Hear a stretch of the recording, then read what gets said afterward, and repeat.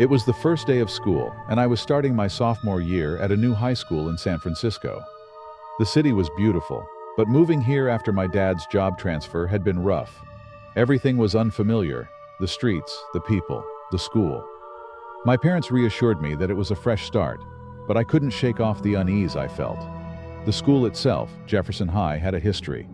It was built over a century ago and looked every bit its age, with its tall, Gothic architecture and winding hallways. The first day was always chaotic, but today felt different, like there was a tension in the air, an undercurrent of something I couldn't quite place. I found my locker, number 312, in one of the older wings of the school. The hallway was dimly lit, and the old wooden floors creaked with every step. As I fiddled with the combination lock, a senior walked by and snickered, "Good luck with that locker, new kid." I brushed it off as hazing, but it did little to ease my nerves. Finally, I managed to open the locker. It was empty except for an old, faded photograph taped to the back wall. It was a class picture, black and white, from what looked like decades ago. The students were all lined up neatly, except for one, a boy who seemed to be staring directly at the camera with a cold, vacant expression. I peeled the picture off, thinking it was left there by some prankster, and shoved it into my backpack. The bell rang, and I hurried off to my first class, trying to put the strange incident out of my mind. The morning passed uneventfully, though I couldn't shake the feeling that I was being watched. Every time I looked over my shoulder, there was nothing but the usual bustle of students. By lunchtime, I had almost convinced myself that it was just nerves. After all, it was a new school in a new city. During lunch, I decided to find a quiet spot to eat. The cafeteria was loud and packed, so I wandered down a hallway I hadn't explored yet. It was in the older part of the building, where the classrooms looked like they hadn't been used in years. The air was musty, and the fluorescent lights flickered occasionally. I found an empty classroom and slipped inside. The windows were covered in a layer of dust, and the desks were arranged in neat rows as if waiting for students who would never return. I sat down at one of the desks near the back and unwrapped my sandwich, grateful for the silence. As I ate, I noticed something strange. On the blackboard at the front of the room, there were words faintly scrawled in chalk: "Don't come back." The handwriting was erratic, almost like it was written in a hurry. I felt a chill run down my spine. Suddenly, the door to the classroom creaked open. I froze, expecting to see a teacher or another student, but there was no one there. The door slowly swung shut again, but not before I caught a glimpse of something, or someone, in the hallway. It was a figure, tall and shadowy, standing just outside the doorway, but it was gone before I could get a clear look. My heart pounded in my chest as I grabbed my things and bolted out of the classroom. I told myself it was just my imagination, but I couldn't shake the feeling of dread that was building inside me. The rest of the day dragged on, and I couldn't focus on anything. I kept seeing that shadowy figure out of the corner of my eye, but whenever I looked directly, there was nothing there. By the time the final bell rang, I was ready to leave and never come back. I was one of the last students to leave the building. As I walked through the deserted hallways toward the main entrance, I heard footsteps behind me. I quickened my pace, but the footsteps grew louder and faster, echoing off the walls. I glanced back and saw the same shadowy figure, only this time, it was much closer.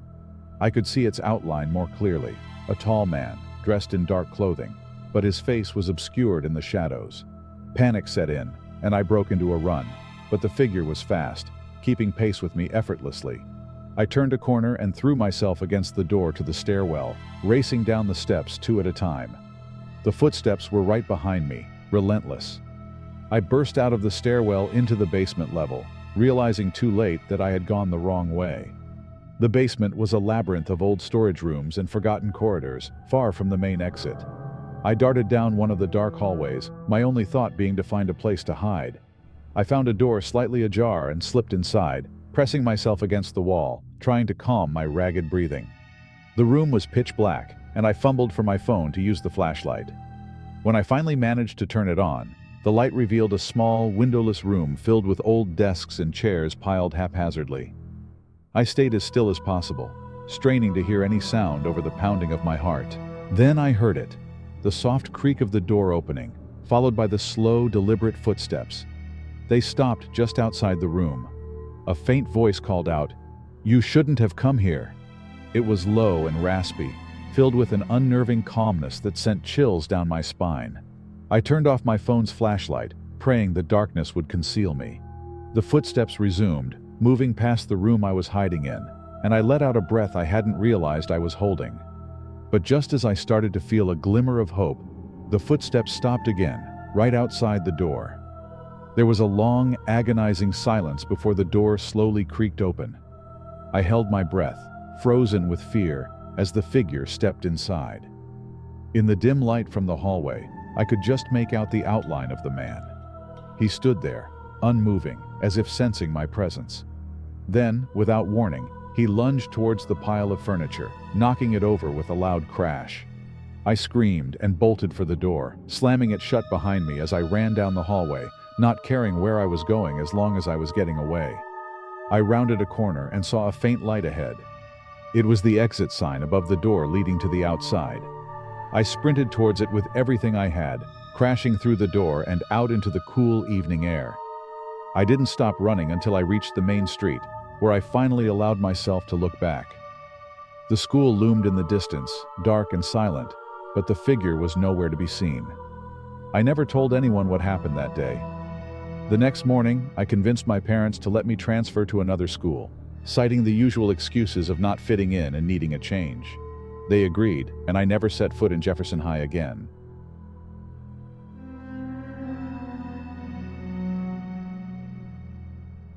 The first day of high school is supposed to be exciting. A fresh start, new friends, and endless possibilities. But for me, it was a day that turned into a nightmare I still can't shake. I had just moved to a small town in Maine with my mom after she got a new job.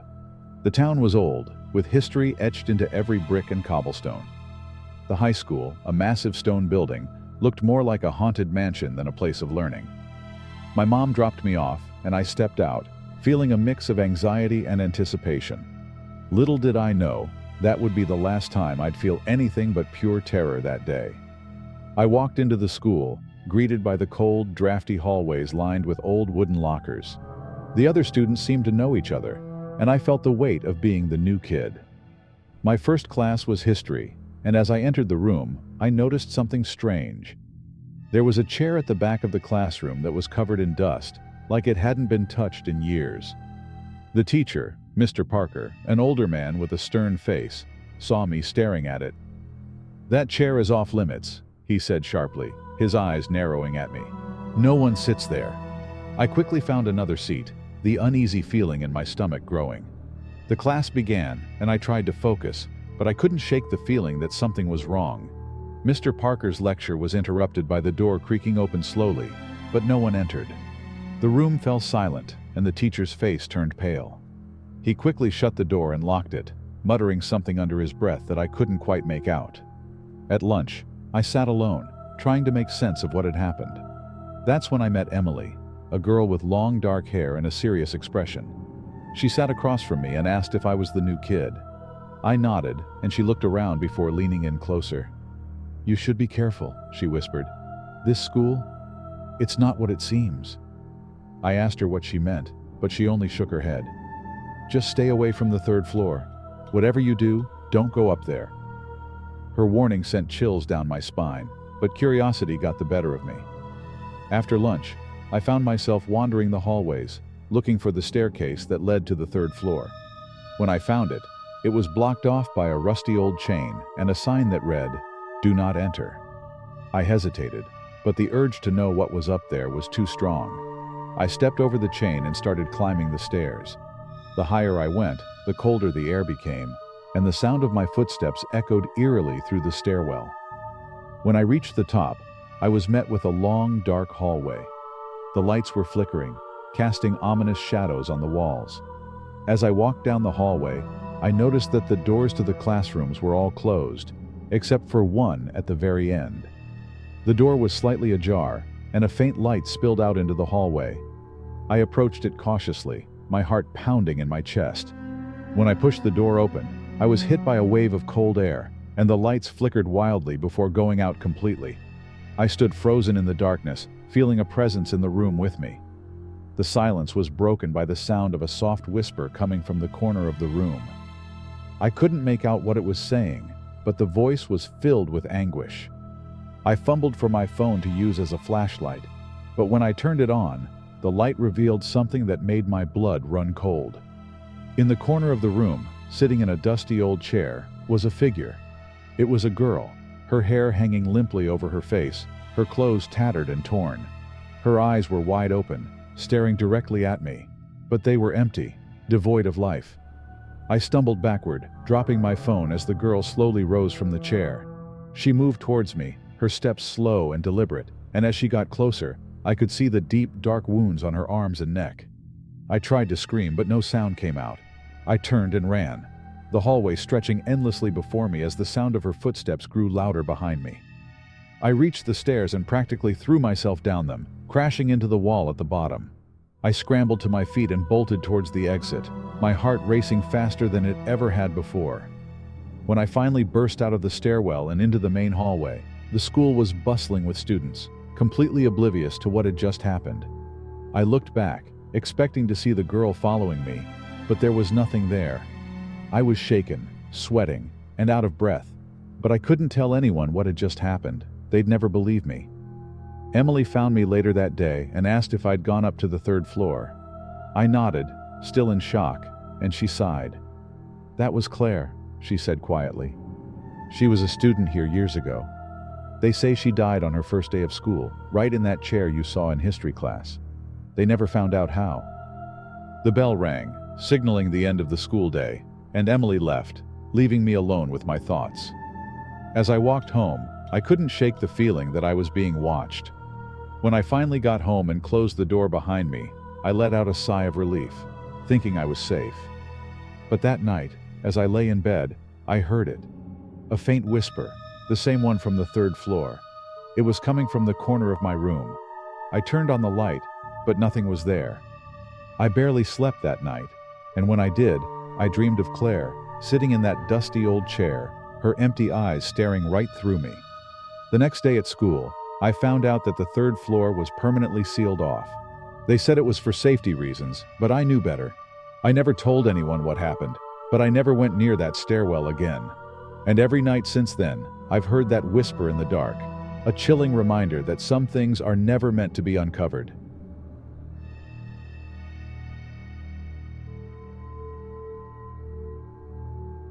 My first day at Lakewood High School was supposed to be exciting, a fresh start in a new town. I had just moved to this quiet coastal city in Maine, and I was ready to make new friends, get involved in school activities, and enjoy the seaside lifestyle. But what started as a normal day turned into a nightmare I'll never forget. The school building was old, with creaking floors and tall, narrow hallways that seemed to stretch forever. I remember the smell of freshly polished floors and the echo of students' voices bouncing off the walls as I navigated my way through the unfamiliar corridors. The day began with the usual first-day chaos, finding my locker, trying to remember my schedule, and figuring out where the classrooms were. My first 2 classes went by without a hitch. I started to feel more at ease, thinking maybe this new school wouldn't be so bad after all. Then came lunch. I grabbed my tray and looked around the crowded cafeteria for a place to sit. That's when I noticed a guy standing near the entrance, staring at me. He looked older, maybe a senior, with messy dark hair and a cold, intense gaze that sent a shiver down my spine. I quickly averted my eyes and found a spot at an empty table. As I ate, I couldn't shake the feeling that someone was watching me. I glanced around and sure enough, there he was again, leaning against the wall, still staring. I tried to ignore him, telling myself it was just my imagination, but I couldn't help feeling uneasy. I hurried through my meal and left the cafeteria as quickly as I could. The rest of the day was uneventful, but that guy's stare haunted me. When the final bell rang, I was relieved to head home. I grabbed my backpack and walked toward the exit. As I turned the corner, I saw him again, leaning against the lockers, his eyes fixed on me. This time, he smiled, a creepy, unsettling smile that made my skin crawl. I quickened my pace and hurried out of the school, but as I reached the sidewalk, I realized he was following me. I kept my head down, trying to lose him in the crowd of students. I even took a longer route home, hoping he'd get bored and leave me alone. But every time I glanced over my shoulder, there he was, always at a distance, but always there. My heart pounded in my chest as I neared my house. I thought about running, but I didn't want to draw attention to myself. When I finally reached my front door, I fumbled with my keys, my hands shaking. I slipped inside and quickly locked the door behind me. I peeked through the window, and there he was, standing on the sidewalk, just staring at my house. For the next few days, I saw him everywhere, in the hallways at school, outside during lunch, and always following me home. I started to panic, feeling trapped and helpless. I told my parents about it, but they brushed it off as typical high school drama, saying I was just nervous about the new school. One afternoon, after yet another unsettling day of being followed, I decided to confront him. I couldn't take it anymore. I needed to know why he was doing this. I waited outside the school, and sure enough, he appeared, lingering near the entrance like he always did. "Why are you following me?" I demanded, my voice trembling with fear and anger. He just stared at me, that same eerie smile creeping across his face. Then, without saying a word, he turned and walked away, disappearing into the crowd of students. I stood there confused and scared, unsure of what to do next. That night, I couldn't sleep. Every creak of the house, every gust of wind made me jump. Around midnight, I heard something outside my window. I slowly got out of bed and peeked through the curtains. My blood ran cold. He was standing in my yard, staring up at my window. I backed away, my heart racing, and ran to my parents' room. I woke them up, frantic, telling them someone was outside. My dad grabbed a baseball bat and went to check, but by the time he got to the yard, the guy was gone. The next morning, I was terrified to go to school, but I didn't have a choice. My parents reassured me that it was probably just a prank, that maybe he was just trying to scare the new kid. But I knew it was more than that. When I arrived at school, I noticed an unusual number of police cars parked outside. As I walked toward the entrance, I overheard a group of students talking in hushed voices. Apparently, a senior named Chris had been arrested that morning. He had a history of stalking girls and had been expelled from 2 other schools before transferring to Lakewood High. The police had found him lurking near someone's house the night before. My house. I felt a wave of relief wash over me as I realized he was finally caught. But the fear still lingered, knowing how close he had come, how vulnerable I had been. My first day at Lakewood High had turned into a horror story, one that I would carry with me for a long time. The school tried to move on, but I could never shake the feeling that someone was watching me. Even after Chris was arrested, even after the restraining order was in place, the memory of his cold, relentless stare haunted me. My first day at a new school had changed me forever, reminding me that sometimes the real monsters are the ones hiding in plain sight.